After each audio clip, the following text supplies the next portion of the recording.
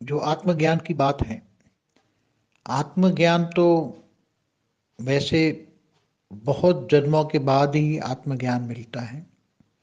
आत्मज्ञान मिलने के लिए आत्माएं अनेकों जन्म भक्ति करती हैं।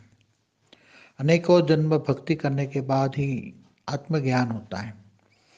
मगर तुम एक आत्मा हो और तुम सिर्फ आत्मा ही हो, शरीर नहीं हो, ये तो साधारण बात है, तो भक्ति मार्ग में भी बताया जाता है।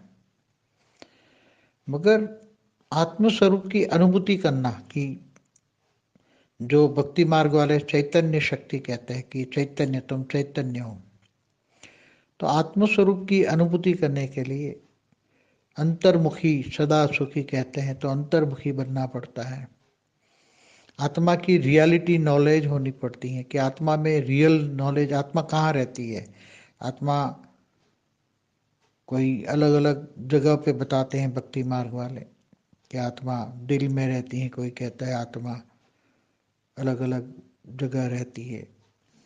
तो आत्मा तो परफेक्टली कहाँ रहती है कि आत्मस्वरूप की तीसरा नेत्र जो खोलते हैं तो आत्मस्वरूप की अनुभूति कराने के लिए कोशिश करते हैं, मगर वो तीसरा नेत्र की बात करते हैं, कोई आत्मज्ञान की बात नहीं करते।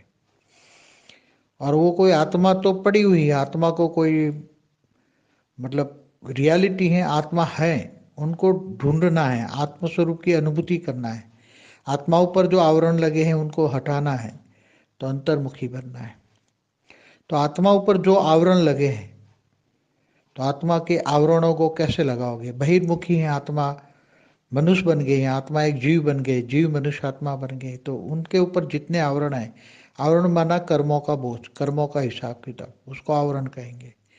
तो उसको हटाने के लिए ऐसी आत्मा क्या पुरुषार्थ कर सकती है, क्या क्षण भर में आत्मस्वरूप की अनुभूति कर सकती है।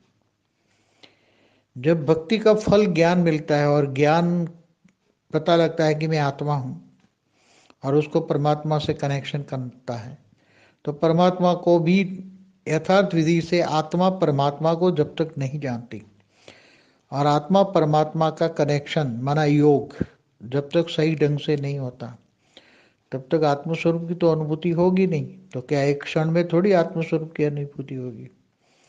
आत्मस्वरूप की अनुभूति के लिए बहुत ही अंतर्मुखी, मन का मौन, मन को संयमित, मन को हमेशा परमात्मा में लीन कर्मयोगी जीवन बिताना पड़ता है।